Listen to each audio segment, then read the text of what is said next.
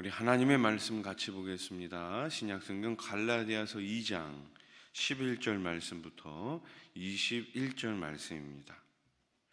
11절 말씀부터 21절 말씀 우리 함께 읽겠습니다. 게바가 안디옥에 이르렀을 때에 책망받을 일이 있기로 내가 그를 대면하여 책망하였노라. 야고보에게서 온 어떤 이들이 이르기 전에 게바가 이방인과 함께 먹다가 그들이 오매 그가 할례자들을 두려워하여 떠나 물러가매 남은 유대인들도 그와 같이 외식함으로 바나바도 그들의 외식에 유혹되었느니라.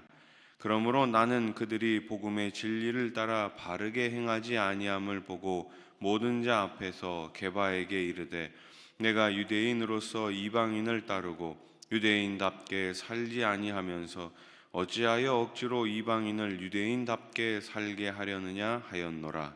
우리는 본래 유대인이요 이방 죄인이 아니로되 사람이 의롭게 되는 것은 율법의 행위로 말미암음이 아니요 오직 예수 그리스도를 믿음으로 말미암는 줄 알므로 우리도 그리스도 예수를 믿나니 이는 우리가 율법의 행위로서가 아니고 그리스도를 믿음으로써 의롭다 함을 얻으려 함이라. 율법의 행위로서는 의롭다 함을 얻을 육체가 없느니라. 만일 우리가 그리스도 안에서 의롭게 되려 하다가 죄인으로 드러나면 그리스도께서 죄를 짓게 하는 자냐? 결코 그럴 수 없느니라.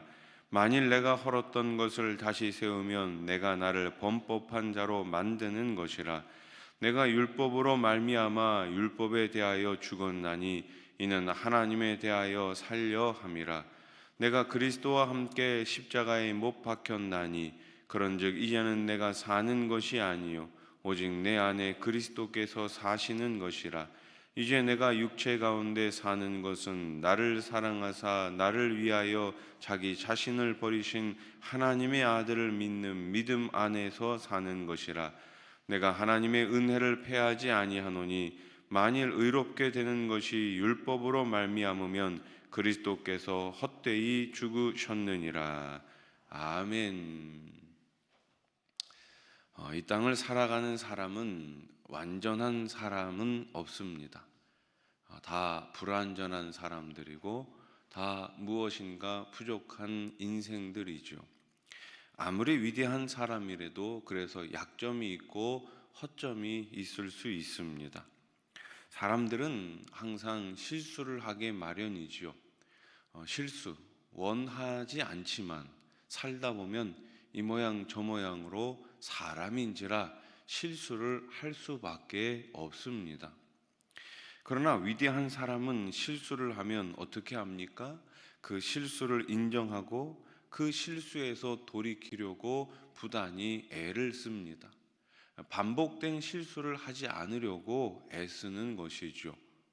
그러면 우리가 실수를 했을 때 취해야 할 행동은 무엇일까요?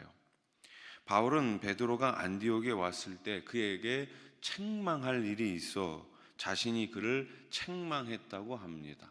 바울이 베드로를 책망한 거예요. 자, 11절 말씀을 다시 한번 보세요. 게바가 안디옥에 이르렀을 때에 책망받을 일이 있기로 내가 그를 대면하여 책망하였노라. 아멘. 지금 바울은 뭐라고 이야기합니까? 베드로가 게바가 책망받을 일이 있어서 베드로를 책망했다고 이야기합니다. 베드로는 예수님의 수제자였지요. 예루살렘 교회 지도자 중 한 사람인데 책망받을 만한 일을 행했습니다. 아무리 위대한 영적 지도자일지라도 책망받을 일이 없지는 않겠죠. 우리는 영적 지도자가 잘못을 저지르고 죄를 범할 때 어떻게 해야 될까요? 이들을 위해 먼저 기도해야 합니다. 그리고 조언하고 권면할 수 있는 지혜로운 조언자, 권면자가 되어야 하는 것이죠. 그래서 영적 지도자에게도 때로는 권면과 조언이 필요합니다. 베드로가 예루살렘에 온 유대인들을 두려워해서 이방인들과 함께 식사하던 자리에서 물러가는 외식을 저지르고 말았습니다. 그냥 이방인들과 함께 식사를 했으면 좋았을 텐데 유대인들을 두려워해서 그 자리를 피한 거예요. 그러자 다른 유대인들과 심지어 바나바까지도 그렇게 따라했다라는 것입니다. 12절 13절 말씀을 보세요. 야고보에게서 온 어떤 이들이 이르기 전에 게바가 이방인과 함께 먹다가 그들이 오매 그가 할례자들을 두려워하여 떠나 물러가매 남은 유대인들도 그와 같이 외식함으로 바나바도 그들의 외식에 유혹되었느니라. 아멘. 베드로의 잘못된 행동으로 말미암아 다른 유대인들 심지어 바나바까지 잘못된 선택을 하고 만 것입니다. 한 지도자의 옳지 못한 행위가 얼마나 큰 파장을 일으킬 수 있는지를 극명하게 보여주는 사건이에요. 내가 잘못하면 그냥 나 하나에서 끝나는 것이 아니라 어떻게 되는 거예요? 우리 자녀들도 똑같이 보고 배운다라는 것입니다. 그래서 보고 배우는 것이 무서운 것이 아니겠습니까? 그 가정의 분위기는 부모님들이 만들어가는 거예요. 그런데 그 가정의 분위기를 자연스럽게 누구도 배워요? 자녀들도 배우는 거예요. 지도자 한 사람이 행한 그릇된 행위는 그 한 사람의 문제로 머물러 있지 않습니다. 이것이 우리가 지도자들을 위해 기도해야 하는 이유이기도 합니다. 우리는 그를 통해 전해지는 하나님의 음성에 순종하되 그가 실수했을 때는 복음을 기준으로 지혜롭게 분별할 줄 알아야 합니다. 분별할 줄 알아야 하는 거예요. 바울은 베드로의 외식적인 행위를 모든 사람들 앞에서 호되게 책망합니다.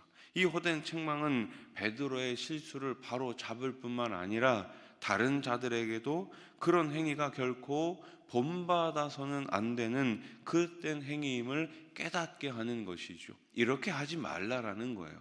모든 사람들 앞에 본이 되어야 한다라는 것이죠. 교회가 성도들을 권징하는 이유도 자신의 잘못을 깨달을 뿐만 아니라 교회가 권징을 하는 첫 번째 이유는 자신의 잘못을 어떻게 해요? 깨달으라는 거예요. 혹여나 깨닫지 못할 수도 있잖아요. 그러니까 그것이 잘못됐다라고 권징해야 된다라는 것입니다. 그 다음에 권징의 두 번째 유익은 뭐예요? 다른 성도들도 같은 잘못을 저지르지 않게 하기 위함이죠. 잘못된 행동을 했습니다. 그것에 대해서 지적을 하는 거예요. 그것에 대해서 교정을 하는 거예요. 그러고 나서는 모든 사람들도 이러한 잘못을 저지르지 않도록 교회가 권징을 하는 것이죠. 교회 권징이 바르게 시행될 때 교회가 더욱 건전하고 견고하게 말씀 위에 세워질 수 있는 것입니다. 권징은 교회를 사탄의 공격으로부터 안전하게 지키는 방법이기도 해요. 우리나라 속담에 3살 벌은 80까지 간다 이런 이야기가 있잖아요. 소가 아니라 바늘 도둑이 소도둑 된다. 그런 얘기 우리 많이 알고 있잖아요. 처음부터 잘못한 행위에 대해서는 잘못했다고 말해야 합니다. 그래야지만 더 큰 과오, 더 큰 잘못을 사전에 막을 수가 있는 거예요. 바울은 율법을 지키지 않더라도 그리스도 안에 있으면 구원을 받는다고 가르쳐 왔어요. 율법과 구원은 별개의 문제라고 이야기했어요. 대적들은 이 논리를 왜곡해 바울의 가르침이 사람들을 율법을 어기게 만든다고, 즉 죄를 짓게 만든다고 공격했습니다. 바울은 이들의 주장이 그리스도를 죄인으로 만드는 논리임을 역설하면서 17절 말씀에 이렇게 이야기해요. 17절 만일 우리가 그리스도 안에서 의롭게 되려 하다가 죄인으로 드러나면 그리스도께서 죄를 짓게 하는 자냐? 결코 그럴 수 없느니라. 아멘. 행함으로 의롭다함을 얻고 의로 구원을 받으려는 것은 어리석은 생각입니다. 우리는 절대로 행함으로 나 자신의 의로 구원을 받을 수 있는 존재가 아니에요. 우리는 이미 죄인이기 때문에 아무리 이 죄에서 벗어나려고 해도 벗어날 수가 없는 거예요. 행함으로는 안 된다라는 거예요. 오직 예수 그리스도의 그 의, 십자가 그 복음이 내 안에 있어야지만, 주님의 그 용서하심이 있어야지만 우리는 구원받을 수 있는 존재인 거예요. 구렁텅이에 빠졌어요. 예. 아무리 혼자서 발버둥 쳐가지고 거기를 헤쳐 나오려고 해도 나올 수가 없는 거예요. 누군가가 나를 구원해 주지 않는다면 밖으로 나올 수가 없는 거예요. 우리는 바로 그런 심각한 죄인이었습니다. 그런데 예수님께서 이 땅에 오셔서 십자가를 통해서 저와 여러분들을 구원해 주신 거예요. 율법주의는 우리를 정죄와 멸망에 이르게 하지요. 우리는 항상 자신을 살펴 주님의 은혜 안에 거하는 자가 되어야 합니다. 율법은 초등학문이에요. 죄를 깨닫게 할 뿐이지 죄의 문제를 해결해 주지 못해요. 그래서 우리는 십자가를 통해서 내 죄가 용서함 받았다는 사실을 기억하고 매일매일 다시금 그 은혜 안으로, 십자가 안으로, 주님 안으로 들어가야 하는 것입니다. 바울은 하나님께 대한 산자, 곧 구원받은 자가 되기 위해 율법에 대한 집착과 그것을 지키려는 노력을 완전히 포기했다고 말하죠. 19절 말씀을 보세요. 내가 율법으로 말미암아 율법에 대하여 죽었나니 이는 하나님에 대하여 살려 함이라. 아멘. 율법 안에 있으면 결국 죽음밖에 없다는 거예요. 사망밖에 없다는 거예요. 그러나 진짜 살기 위해서는 어떻게 해야 된다고요? 하나님 안으로, 하나님의 그 은혜 안으로 들어가야 한다라는 것입니다. 율법에 대한 집착을 포기하는 것은 바울에게 결코 쉬운 일이 아니었어요. 유대인이 가진 고정관념을 버려야 했기 때문입니다. 수백 년, 수천 년 동안 이어온 자기 조상들이 모세 때부터 섬겼던, 모세 때부터 가졌던 그 율법을 버린다는 것이 쉬운 일이었겠습니까? 어려운 일이었겠죠. 그럼에도 불구하고 율법은 이제 완성된 거예요. 예수 그리스도를 통해 율법이 완성된 거예요. 이제는 율법이 아닌 그 너머에 있는 율법의 완성자이신 주님 안으로, 주님의 말씀 안으로 나가야 하는 것입니다. 우리도 그릇된 종교 관습에서 벗어나야 합니다. 우리는 종교인이 아니에요. 우리는 신앙인이에요. 우리는 종교 의식을 행하는 사람들이 아니라 주님과 나를 위해서 십자가를 지신 그 주님과 함께 생활해 나가는 거예요.